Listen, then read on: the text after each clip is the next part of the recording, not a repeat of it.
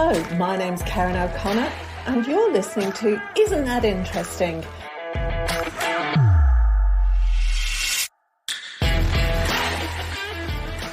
Welcome, Sally. Sally is a nutritionist who specialises in food for trauma and helping people release trauma through food. So welcome and thank you for talking to me. Do you know what's really amazing? Sorry, I'm going to interrupt you before you say anything here. Okay. What's really amazing is when I spoke to you the other week and we tried to connect a few times and we kept missing each other. Yeah. And I think a couple of days before I spoke to you, a friend of mine had said, oh, yeah, I want to talk on the podcast about being in a domestic violence situation and how difficult it is to get out of it. And then 2 days later, I talked to you and you go, oh, yeah, nutrition and releasing trauma from the body. And then over the next 3 days, there was 2 other people who contacted me and who I'm also going to be talking to that are also involved in the same thing. So like December, end of November, beginning of December is now my trauma and releasing all of that distress from your body kind of thing. It's just like, it was just weird how it happened. The universe does that to you sometimes. So absolutely. Yeah. Thanks for having me, Karen. I think that with what you just said is a reflection of my history in the health industry, is that finally we're coming to realize is that how we connect socially and how safe we feel has a massive effect on how we eat, where we eat, what we eat, how we digest, how we sleep, but even how we connect to those people around us. And they're the types of things that really nourish us. So emotional health is, I'm so glad that more people are talking about it because it's so significant. Yeah. I think it's something, that's what everybody said, because I've had conversations before we recorded with everybody, and everybody said the big thing, the number one thing to do is to talk about it, to not keep it hidden inside, to not keep it bottled up inside. Even if, and here's the thing, like we were just talking before we started recording about parenting. You're a single parent, you've got a 12-year-old, you've got a toddler, and it's really hard work dealing with that. And we do as parents, and particularly if you're a single parent, we kind of spend our entire lives right on the edge of breakdown. Like we're at that tipping point all the time because we've got to keep going. There's no let up. It can be really difficult, and looking after ourselves tends to take second place because there's always something to do with the kids. So it's not necessarily if you're just in like a really toxic situation at work, or if you're in an abusive relationship of any kind. It can just be life in general, can't it, that we build up this like stress and trauma. Yeah. It's so easy to be overwhelmed and try and think you have to keep up and try and have the perfect home or the relationships or, running the kids around to all these commitments, and it can be really easy to be triggered. But there's something really powerful to that statement. Happy wife, happy life. So when I work for myself, I know that if I'm in a good state and I'm constantly watching it, I'm so much more fun for the kids. I make better decisions. I can slow things down, and I can pick and choose and go, you know what?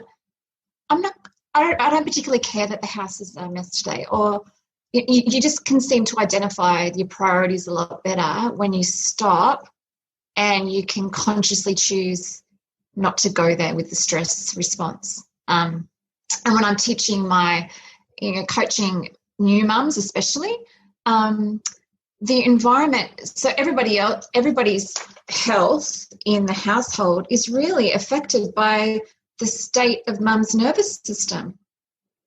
If she is bound up and she is worried and she's concerned and she's this and she's that and she's not taking care of herself, it's not, you can feel it in the air.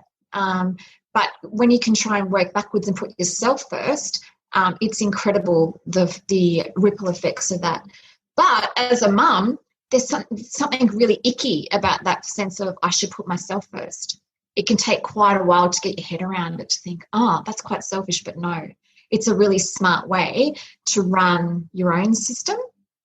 and our little ones pick up on it, our partners pick up on it, people pick it up in the work area. So, yeah, becoming selfish is a beautiful health tool.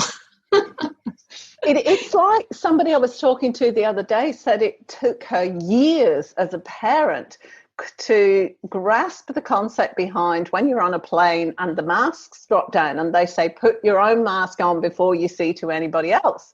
She said, don't be ridiculous. I would not do that. I've got to take care of my children first. She said, and it was only when, 8-10 years later, she went, I get it. If I haven't got oxygen, I'm going to be flat out on the floor unconscious before I've finished sorting that out. Yeah, absolutely. Yeah. I completely agree.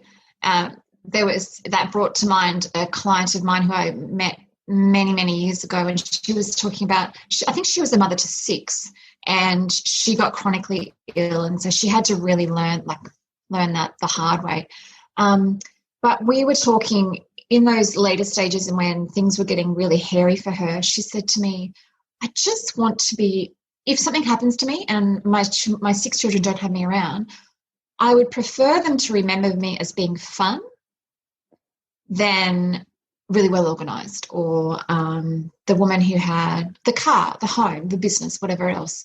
And so then she started to really piece together that component of her personality that she really wanted her children to take with her, so that mum wasn't always bogged down and stressed and heavy and rigid. So that, that experience helps me from day to day just to go, you know what? Okay, let's choose fun first before the stress. Doesn't always work, but, just is that constant reminder that I'm doing my best, as we were talking about earlier, like just day to day, just doing your best and making decisions as you can. And just, I'm sure one day when I come out of this parenting tunnel, it'll be like, okay, well, at least my priorities, like my children had a soft, playful environment. We were healthy, we were connected, and they're the most important things. It's a great foundation for our relationships. Yeah. It's really interesting. So when I started off the podcast, I was doing a fair amount of talking of myself. One day I woke up and I came up with this genius idea, or so I thought. When you have one of those ideas, you think, oh, that's brilliant. And then you tell everybody and you put it into action. You go, this isn't exactly what I had in mind. But what I came up with was, I'm going to ask each of the 3 older children what their thoughts are on my parenting style as they were growing up, and ask me questions. Why did I do this? Why didn't I do that? And it was really interesting what they came up with, because it wouldn't have been what I thought they would have remembered, or what I thought would have been important to them. So it was a really fascinating look at how they perceived my role as a parent. Yeah, it was really interesting. It's a really interesting exercise. And it was also interesting that my youngest one, who was 16 at the time, she said, I said, did you want to have a chat about it? She said, don't be ridiculous, Mum. With all of the aplomb that a 16-year-old can do, don't be ridiculous, Mum. I'm still in the middle of it. There is no way I can talk about it without being completely subjective. So I'm all right. Yeah. Good answer. On you, darling. So it's really fascinating that the point I'm trying to make is the stuff we fret about and the stuff we focus on, which tends to be the things we've done wrong, or where our children have been upset by something that's happened and we haven't been able to make it better, or stuff like that, tends not to be the stuff that is actually important to them in the long run. So absolutely, I think they get if you're doing your best. Yeah. And that's a great thing, like all about perception and choice. Our perceptions and our choices nourish us. So if we can harness that ability to go, all right, I know that I'm eating well and I'm sleeping well and I can sense and feel things. When there is some kind of perceived danger or stress, whether it's a car about to hit you, or if it's an exam, or if it's a bill that comes in, or if it's an expectation within a friendship, you have that choice to stop and pause and not let this crazy nervous system override all that and make it worse than it is. So that's probably something that I think I'd really love women to mostly take hold of, because we are these we're these superheroes. We have all this extra sensory ability, because that's what makes us different from men. We can sense and feel so much more. So we also have the ability, we can affect everything around us by stopping and choosing how we want to react to that. And the beautiful thing is that if we were to check the blood, it actually drops our cortisol. So therefore we metabolize our hormones better, we sleep better, we don't crave really high sugar foods.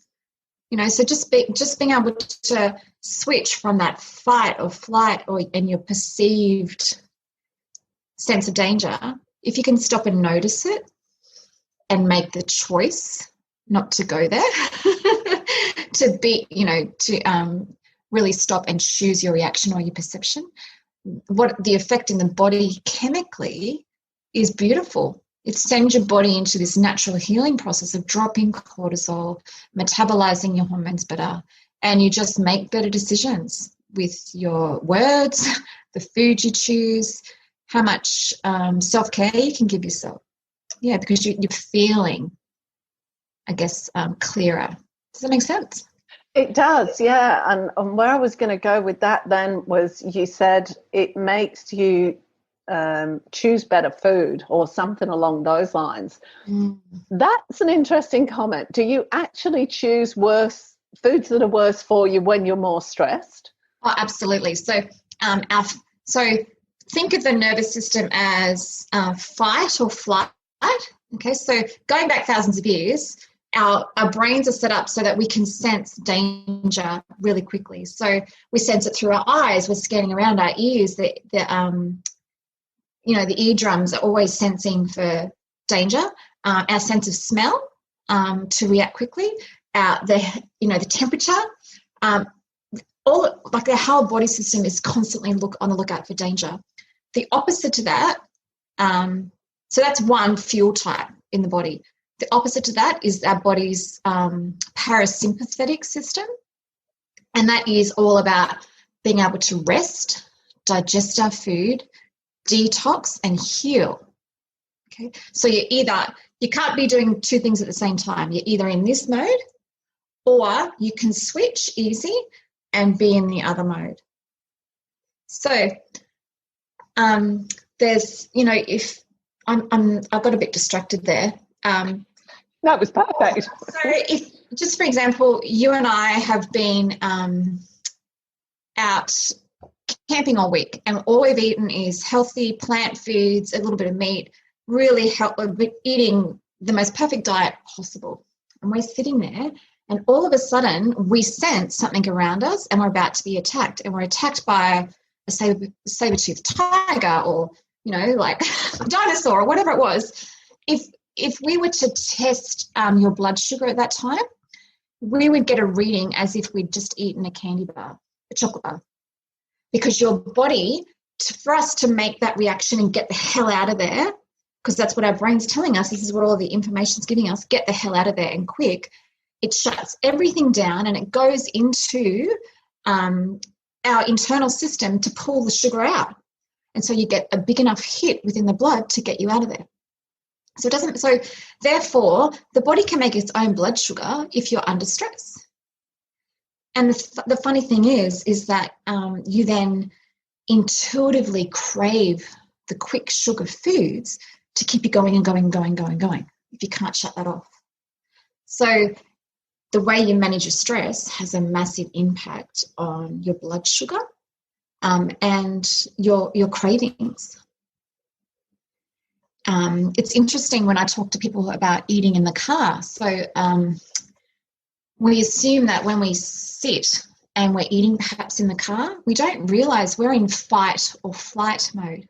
Okay, our eyes are working hard because we're looking around, we're looking in all the different the mirrors. Our ears are working because we're listening for perhaps car horns or whatever else going on. At the same time, our nose as well, like we can sense if there's an odd smell coming maybe from the engine or something that's just passed you. Our skin senses the temperature in the car. You just be driving along and think, oh, I might just wear it in the window, it's a bit hot. So all these sensors are working to keep us safe and comfortable. So therefore, no blood is going to the belly to prepare it to digest our food. Okay, so you're really the worst place to eat is probably in the car while you're driving, because our tummies need about 500 mils of blood to go there to get enough activity going to get the best out of your digestion. Okay, so that's an example of we need to slow down, and to get the best out of our food, we need to switch from that fight or flight into, no, I'm sitting and allowing all the blood to go where it needs. I can turn off all these sensors because I feel safe. I'm not going to be attacked, but I can sit and let the digestion process happen.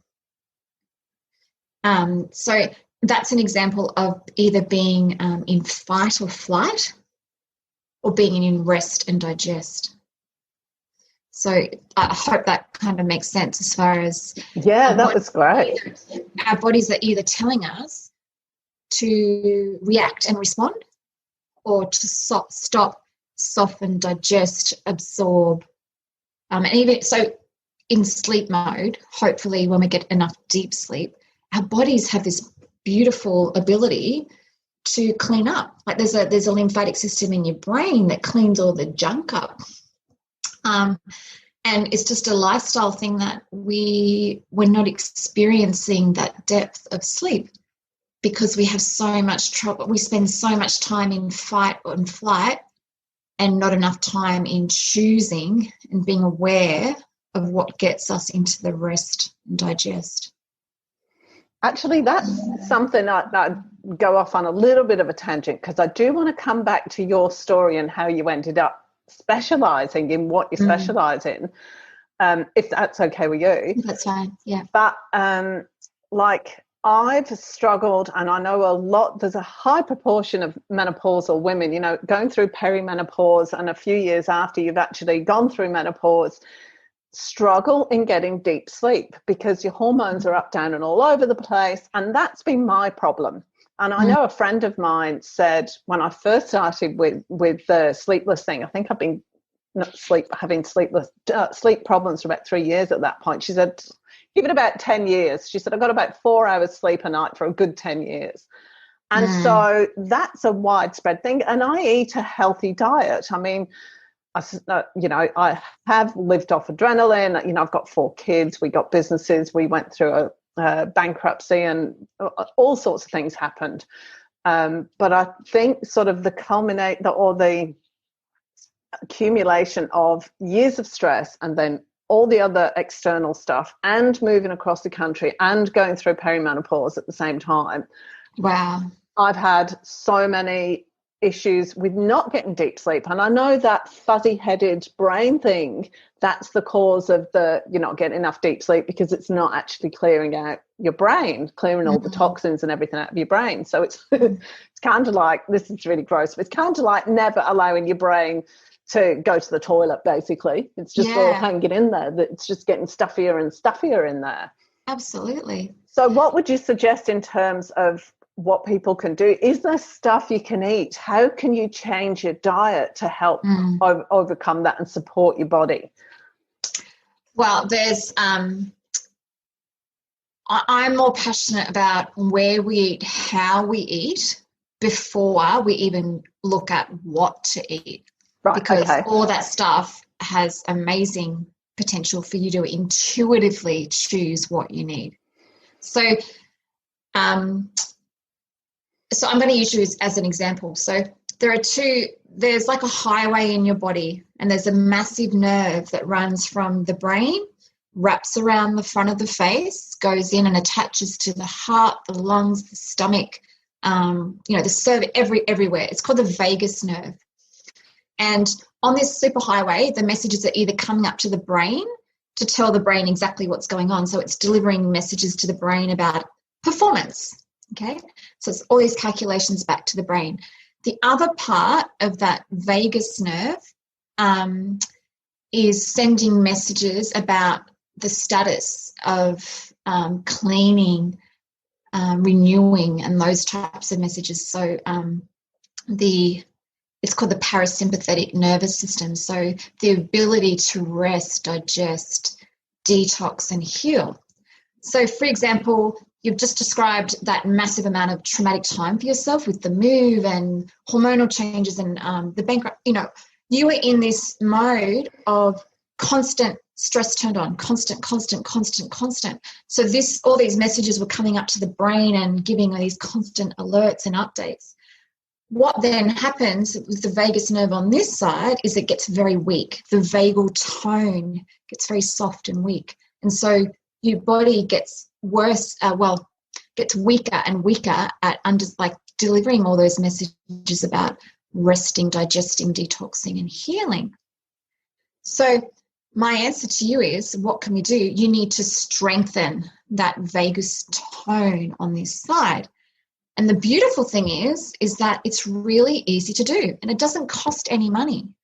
But we have to realize that if that tone of that nerve gets very, very weak, then we won't sleep well. We won't get rid of the junk at night while we're asleep. We're not getting the correct messages about the state of the pancreas or the kidneys. The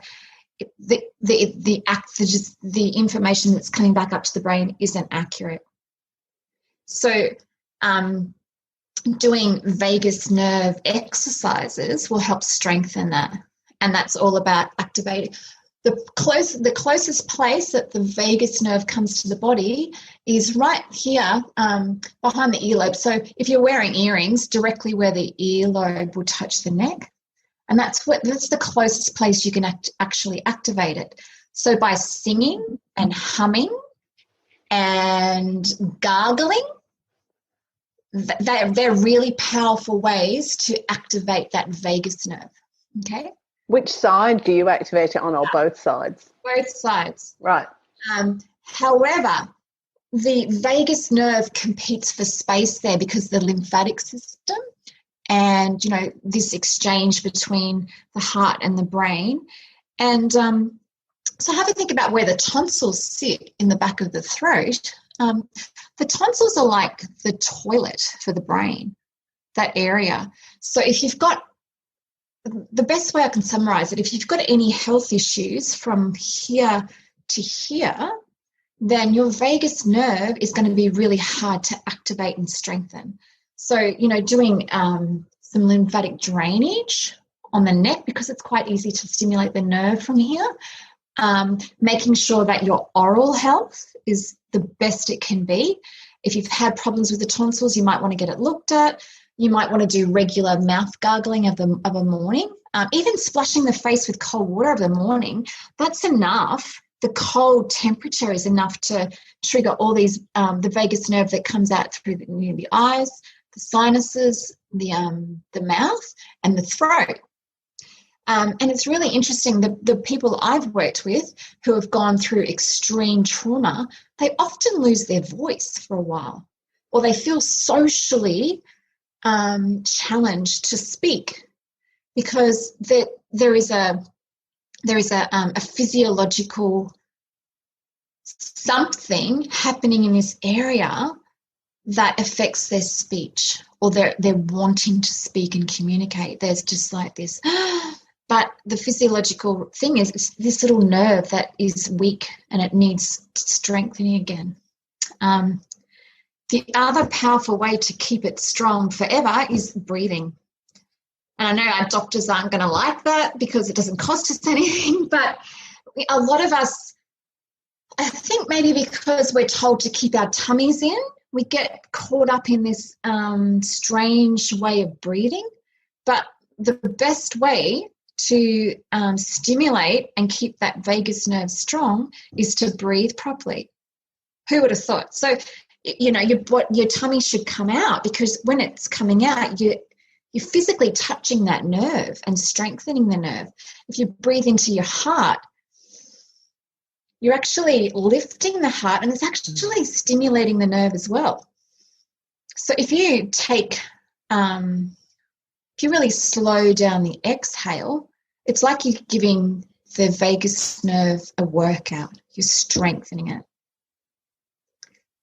So, if you're going through a particularly challenging time with all those scenarios that you've just mentioned, your body's in fight and flight and you think you're under attack, it's really, really hard. The vagus nerve softening, digesting, your self-healing mechanism weakens. So my answer to you is do those simple things like when you wake up in the morning, splash your face with cold water to stimulate that nerve. Do exercises and really concentrate on any health issues you have from here down to here. Do the lymphatic drainage. There is a woman in the States who does like a little detox with clove oil. And you just pop a bit of clove oil just behind my ear there, and it's like a little gentle detox for that nerve. And really activating the breath to continuously strengthen that nerve. And, it's interesting when we stop and take a breath, there are all types of different breathing techniques going around. They're all fantastic, but what it's doing is it's getting you using that natural breathing rhythm that you might have forgotten how to do. We don't want to be breathing from our shoulders. We want it to be coming up from the belly. And that is dropping cortisol. It's re-triggering and strengthening that nerve so that when you go to sleep at night, your brain detoxes properly, the lymphatic flows out. There are just so many benefits from having a strong vagus nerve. And not a lot of people talk about it. No, I only found out about the vagus nerve about 5 years ago when I took my daughter to see a craniosacral specialist because she'd had some serious head injuries, and he was just like realigning her, and he said, you've got to focus on your vagus nerve. I didn't know what he was talking about. It's not common knowledge, but it needs to be common knowledge. And what you were saying just then about the breathing out long, long and slow and strongly, that explains why, because I've always been a swimmer, and when I get really stressed out, my husband said, go swimming, just go swimming, because it's a sharp intake of breath and then a long, slow exhale. That makes sense now. So my brain switches off because I'm just following the line, or I'm following the line on the roof, and I come out of the pool, brain's cleared, and I feel so much more grounded. And it's obviously because of that, because of the breathing as much as anything. So people say meditation is the way to go, but a lot of people can't meditate. But if they can find a way to just concentrate on pushing the belly out and taking the full breath, and finding a rhythm with that, when you combine movement with it, so like swimming or dancing or doing even like Tai Chi style of movements or yoga, soon you won't even have to think about it. Your body, there's a natural override. So when you're exercising or moving while doing that body movement, it's automatic. It comes back to you. Yeah. So powerful. But I think that from a beauty stance and from the media and probably lots of different influences, we're quite mindful to keep the belly sucked in and our posture and things, so that it's really quite easy to be thrown out with our natural breathing style. But a tool for parents or grandparents, when you're sitting at the dinner table with our kids, just notice where they're breathing from. So, you can if a little one's being impacted by trauma, whether it be social or physical or environmental, you can see something's up, something's not right if they're breathing from their shoulders, and you can see their shoulders moving up and down. That's a really powerful trigger for a parent to go, well, okay, cool. We're going to even if you have to download an app and do some playful kind of meditation or breathing at night, just to help them to trigger this powerful nerve, such a better tool than having to get medication or, think that you need to spend a fortune and spend all this time preparing special meals and everything else. It's just like, no. If we take hold of these really simple things, then we get back to, okay, what should I eat? Yeah. Right. So the primary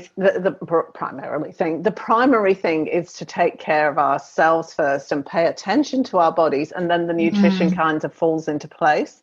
Is that what you're saying? Yeah. Absolutely. Like if you can, so even what we spoke about originally was this emotional release and talking about our emotions. Have a think about a moment when you felt jealous, for example. So if we go back and we think about this experience and we close our eyes, 90% of people will tell me that that feeling becomes alive in their tummy. That gut sensation, the gut memory. So that's just a powerful little example to say that we really need to digest our emotions more regularly and better, okay, because it does have it has a physical impact on us. When we're feeling scared, when we open up an unexpected bill, when we have a fight with a friend, or when we've got to deliver bad news, if you sit and quiet and you're honest with yourself, that feeling is alive. It's not alive up here. It's alive in your tummy, the gut. So it's really important that daily or weekly or whatever system that you have, that you're honouring whatever it is that feeling is. You're digesting it, okay? So you don't want to sit in it too long, but then you need to get rid of it. It's just like going to McDonald's, okay? Like going, oh shit, I'm just going to drive through quickly, and I know it's not that great, but whatever. Same with your feelings. You're like, oh, I feel angry. I feel really jealous, or I feel this or that. You know, honour it and go, yeah, that's what I'm feeling right now. But you need to then get rid of it and replace it with something that's not going to have that effect on your tummy. Don't rob yourself by letting that feeling stay in the belly too long, because it has a big implication on the hormones, on the way you sleep, on the way you digest. So the better you can, the more often you can digest the emotions, the far better your health will be. But something us women need to teach our little ones too. You know, yes, we sense and feel more. It's okay to cry. If you were to test if you were to test the tears coming out, you will see that there are hormones in there that need to be released and detoxed out. It's a beautiful little mechanism for clearing out emotion. Not something that our men are great at, but yeah, it's just like better out than in. That's a really good point that you're making, because, you know, I know a few people who, you know, I knew one friend who she always talked about forgiveness, but it was kind of like, to me, it landed like she was masking and just, oh, well, I forgive them for doing that. But she wasn't actually forgiving them. She was just kind of stuffing it down, you know, and not actually acknowledging it. So there's a difference. And I think that's a key point. You know, you've got to acknowledge what's going on and be really honest, because we are human. We're going to feel really resentful and really cheesed off and really jealous and everything else. And that old saying, what you resist persists, because you're not actually acknowledging it and just letting it go. That the forgiveness that she was talking about didn't, to me, release everything. It just kind of made her, oh, how can I say it? She just said, oh, yes, I'm forgiving it. I'm doing the right thing here. I'm forgiving, as opposed to going, you know what, I'm really cheesed. She's really cheesed me off, and I feel really this, really that. And okay, let's release it and talk about it and be honest with ourselves, rather than just putting on this nice, I'm a nice person. Yeah. It's almost like that selfish thing again. Like, we have to stop and honour ourselves. And there's been a couple of moments where I've held back with my son if I'm having a shit day. And there's been a couple of times where I've absolutely lost it, and I've just sobbed and sobbed and sobbed. And I thought, you know what? No, he needs to see me actually honour these feelings. I know I'll come out of it, but for that moment, I just needed to go, you know what? I'm so overwhelmed, and the best way for my body to get rid of it is through tears. And I have to coach him and say, it's not me feeling sorry for myself. It's not me playing the victim. It's me going, I feel shit. And I'm just going to do what it takes to run it out. Don't be upset. Don't be afraid. I'll do my thing. and then I'll get on with it. And so he's been able to see me a couple of times do that. And I think that the more I can show both of them that I can put my hand up and go, yeah, things aren't great. I'm overwhelmed. I'm tired. I can't make good decisions right now. I need some time to myself. That's more nourishing sometimes than what I serve them for dinner. Mm. Yeah, it's fascinating, isn't it? I'm kind of, oh, I don't know. So when I was in the middle of all that stuff going on, because I handle a lot. I'm one of those people that just get organized, just get on with it.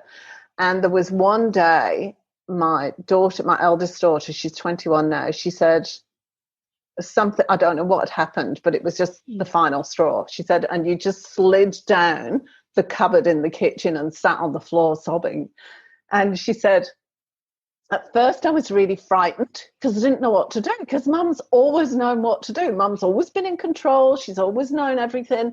She said, and there you were on the floor. She said, and then I went, well, no, because I can do something for her now. What can I do? So it kind of, there was like a real dichotomy of feelings for her, you know, like horror and terror on one side, and sympathy, and like she could step up and into place, you know. It was really interesting, and I felt so guilty for years. Give you back some of the support that you've always given her. That's right, yeah. So our relationship changed. It completely changed in that moment, and it went from being just me as the parent knowing everything to more of an even one. I'm still the parent, and I always will be, but she can contribute to me, and she knows that now, you know.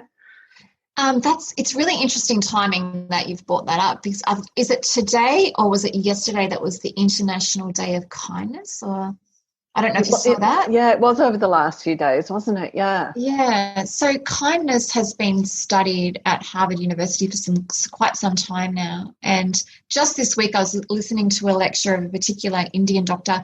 I'll send it to you so that in the show notes you can pop it in there. So he's a medically trained doctor. His specialty is stage 4 cancer clients, patients. Anyway, so he teaches all these things about grounding the body. He teaches about the breath, and that's the powerful thing for them to actually get their body to start self-healing, along like being complemented by all modern technology, of course. But the final thing that he gets really, really, really particular with is they all have to do a daily act of kindness. And so when he first started presenting this to all the big conferences for the doctors, of course he got so much crap for it, just going all this woo-woo stuff. But when you perform an act of kindness for someone, when we test the stress response, your cortisol levels drop so quickly, so significantly. And the way he describes it is going back again, you know, in an era where you and I and our two friends would be sitting towards each other. I had to look this way to look out for danger. You had to look this way. We all had our back. We had to sit and safely eat and then sleep. We had to sense and feel for our safety. We are always looking for safety. So, of course, as you know, we need to co-regulate for that feeling of safety. So the best way he described it is, of course, I'm going to do an act of kindness for you so that in the event of danger, you're going to have my back. You're going to love and appreciate me more because I've got this history of doing these acts of kindness. So it's like a social bond that therefore results in our nervous system feeling safe, and things like cortisol don't affect us because we've got that history. So that's kind of like the science that the Harvard University have been trying to prove, like these acts of kindness, the cascade effect with lowering cortisol and strengthening social bonds. Once our social bonds are secure, it's amazing how well this system works because we're social creatures. We're supposed to co-regulate.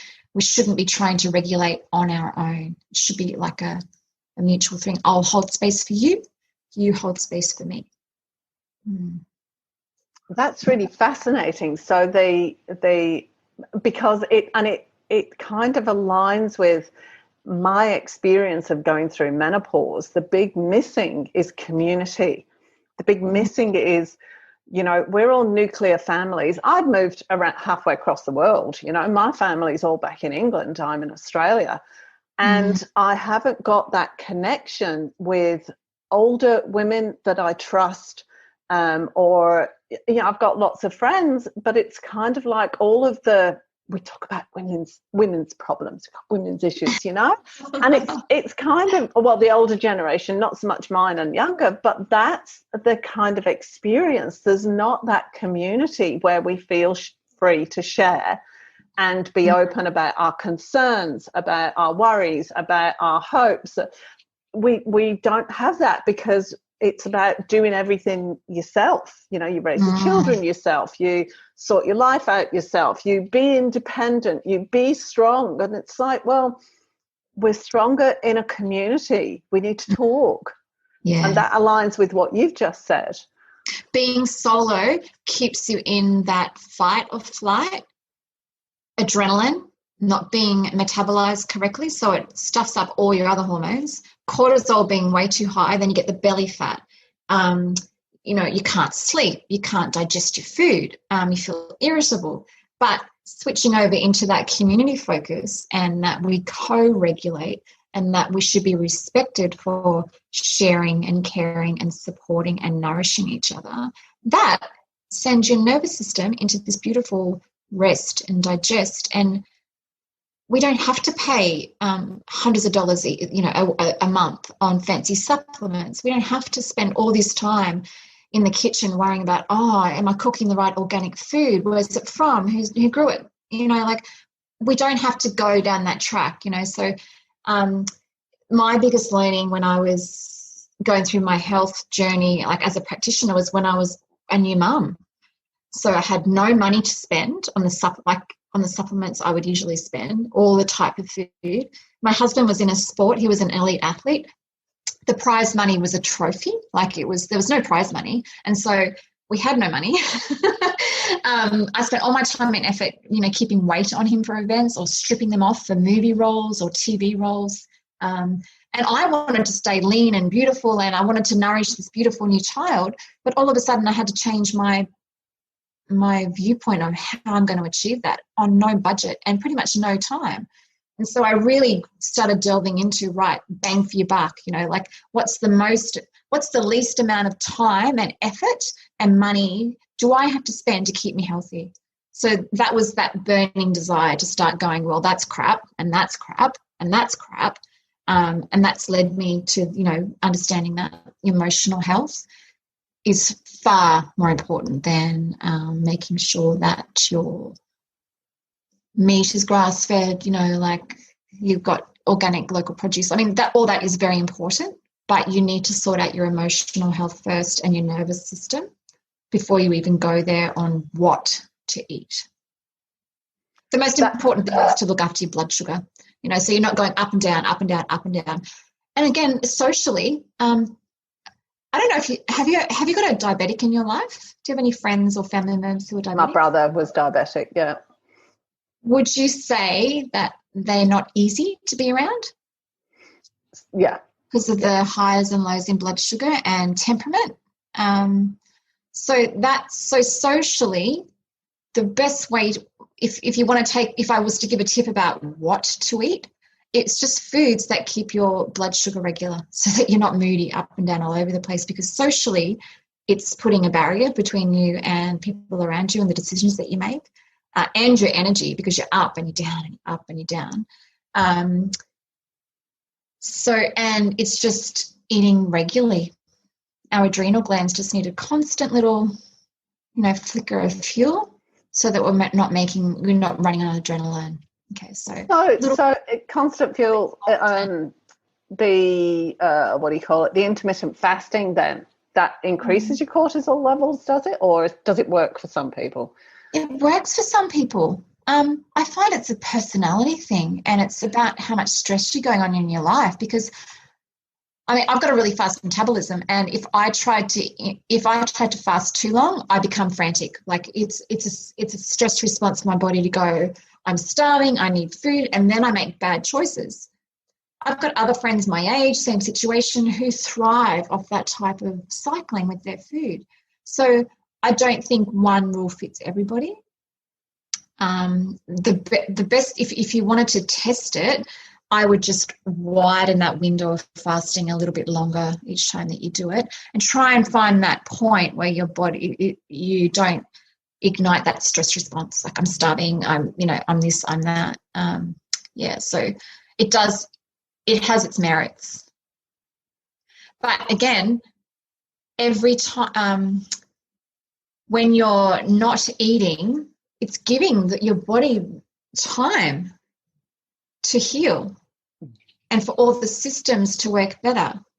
So again, depending on what's going on, how late at night that you usually eat, I'll just wrap that up into, if you were to ask me from a nutritional point, like a traditional question that you would ask a nutritionist, I would say, let's work on managing your blood sugar, grazing small bits often, as much as you can, and have your last meal at sunset, so that you've done most of your digesting, so that while your body's hopefully dropping into a deeper sleep state, it can just concentrate on cleaning and not digesting the food or detoxing, the late high sugar meal that you had. So it's just the working on the blood sugars, the grazing, actually sitting and stopping to eat. So don't eat in the car. Like, our tummies need like half a litre of blood, so that so the stomach can work properly and all the messages can get in there with the hydrochloric acid and everything else that's needed, so that the food doesn't pass through too quickly or doesn't hang around too long. So they're my tips. So just sit.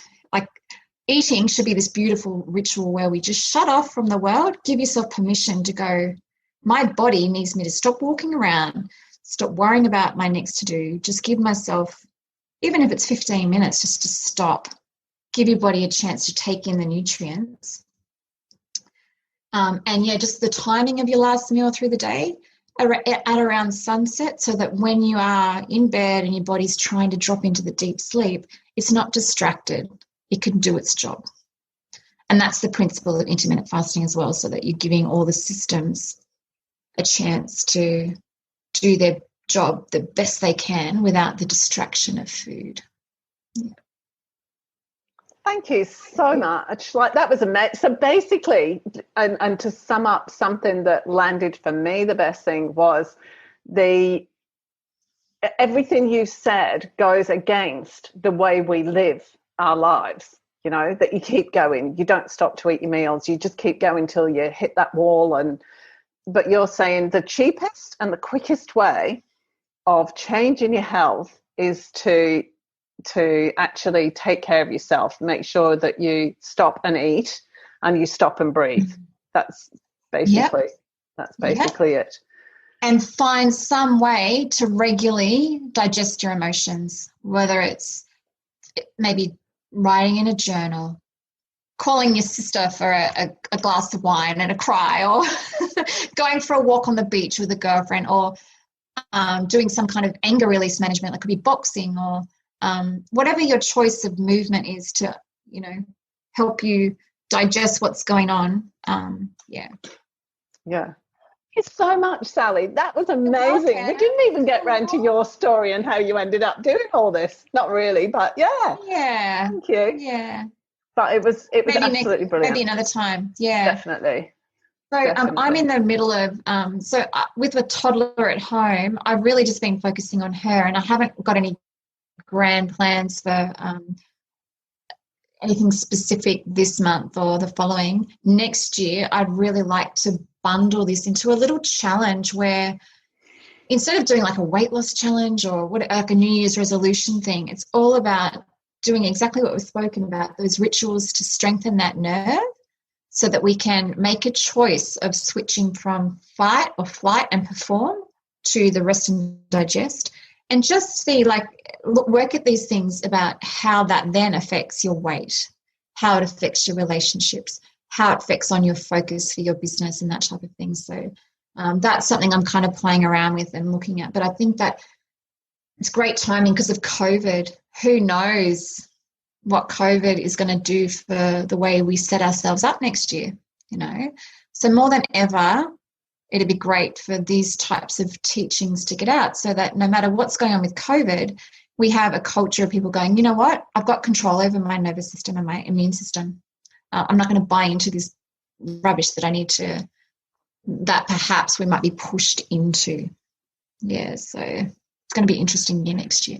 Yeah, that'll be great. Actually, I've got a January thing not about New Year's resolutions, but about, you know, changes that you can make in your life. Even things like an art class, how to dress properly, styling, that kind of thing. So it might fit in perfectly with that sort of end of January, beginning of February. Because that'll be a nice New Year thing, and then you can because I know because of everything you got going on in your life, you've not actually got an online presence really or anything to offer people right now. Yeah. But I'll put your contact details on the page, but then if you can come back, I would love to have you back, by the way. Yeah, thank you. Come back and talk, and then, you know, hopefully, because people need to know about this stuff, and you're quite right, just having a challenge like that can be the first step that people need to making that change and making that difference. So I would love to talk to you. Yeah, that'd be great. I'm more than happy. I'll condense this down into like a little quick rescue style document as a reminder, but then I'll focus on more of an in-depth thing that people can access. Fantastic. Thank you so much. You don't have anything available online at the moment, do you? Am I just Not at the talking moment. out my bum there? No. Yeah. I just, you know, being on my own with the 2 kids, I just said, you know, when she'll start a 5-day fortnight at kindy in the last week of January. And then so I made that decision to myself that, yes, I've been studying and I've been involved and I've been giving workshops, but I haven't invested in developing an online presence as such. It was kind of like, that's not my priority right now. But come having more freedom, it will be. I know. I'm excited I'm sure about it. A lot of women here can agree with it's just a matter of timing and cycles. Oh, yeah, I know. I'm looking at that. I'm on I've got a webinar next week. I'm doing a webinar next Tuesday, and they've asked me to prepare a couple of offerings. And I'm like, it's coming up to school holidays, Christmas holidays. I'm just like, I don't want to. Yeah. But I've kind of got to, you know. Yeah, and from a stress response too, like we have to start making decisions based on what's on our best interest. Yeah. So I could have gone, oh no, I need to keep up and I need to be doing this and I need to do that. I actually had to stop and go, for the health of myself and my kids, I need to say stop. No, I'm going to dedicate this time to this, and then there'll be that next thing. And then there'll be the next thing. So yeah, just honor that gut feeling of it's not going to work for my timeline. No, I thought what I'll do is instead, because I kind of had a vague thing of like three, maybe 4 weeks. And I thought, okay, well, what if I just make it 8 weeks? Just spread out what I'd normally do in 3 to 4 weeks and go, look, it's going to run December, January, because I'm going to be out of action for half of that time. Yeah, and that just takes the pressure off, but it gives people an extra few weeks in Facebook group or whatever. And then if something happens magically, you can just over-deliver. Totally. But it's just like, it's okay, how do I make this work? It's not going to be 2 months after that, you know, when I offer it again, it'll be only 3 or 4 weeks. But it's like, no, that's how it's going to work for me right now. And so that's how it's going to look, rather than, well, no, do it, which is what I've done in the past. No, that burnout, because I'm talking to somebody next Tuesday about burnout. She deals in she supports people. She goes into workplaces and talks about burnout, how to recognize it, how to deal with it, how to manage yourself so that you don't reach that point of burnout. So your conversation is absolutely perfect, because I've got burnout one on Tuesday, I've got toxic abusive relationships the week after, and then yours will come out the week after that. So it's just like this perfect little progression. It's just been amazing. We're all role models to each other. We're all just honouring these real things that happen in our lives. Yeah. Yeah. And the conversations, just getting it out in the open. We're going to get it out in the open and talk. So, yes. Anyway, I'm going to let you go and pack your house up. Thank you. Yeah, exciting. Next time you see me, I'll have a different background and a different view. That'll be lovely. So I'll be in touch. I'll let you know exactly when it's going out, but I think it's 2 weeks on Tuesday. And then I'll talk to you after Christmas when you're settled in, and we'll sort out another date for talking again when you're ready. So when you've got all your stuff together and you're clear, then we'll have a talk about it. And awesome. Thank you so much. Yeah. Cool. Oh, and I hope the connection in the state works out for you as well. She's gorgeous. Oh, yes. Yeah, absolutely. Yeah. She is. She does a lot of trauma work and movement, so that's interesting as well. Like, it's just breathing and moving and, emotional. Yeah, she's just lovely. She's so nice. So, glad to connect you. But, yes, thank you very much. I'll let you get on with it. You're welcome. Thanks, Sally. See ya. Bye. If you enjoyed this episode, be sure to subscribe and don't forget to rate and review this podcast and share it with your friends. Thanks so much for listening, and I hope you're leaving with some thought-provoking information that can make a difference in your life. See you next time.